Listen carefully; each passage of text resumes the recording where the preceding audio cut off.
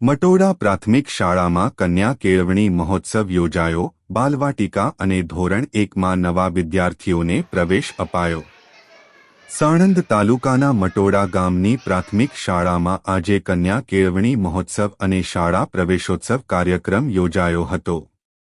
આ કાર્યક્રમ અંતર્ગત બાલવાટિકામાં 50 બાળકો અને ધોરણ 1માં 44 વિદ્યાર્થીઓએ પ્રવેશ મેળવ્યો હતો. આ સાથે ધોરણ 1થી 8માં કુલ 410 વિદ્યાર્થીઓની સંખ્યા પહોંચી છે. આ પ્રસંગે સાણંદ તાલુકા પંચાયત સદસ્ય, સાણંદ આઈઈડી કોર્ડિનેટર, શિક્ષણ વિભાગ બીઆરસી ઉપસ્થિત રહ્યા.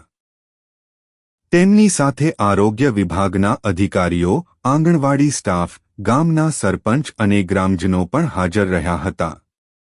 બાલવાટિકા અને ધોરણ 1માં પ્રવેશ મેળવનાર વિદ્યાર્થીઓને ગામના દાતાઓ દ્વારા પુસ્તકો અને અભ્યાસને લગતી સાધનસામગ્રી આપવામાં આવી હતી.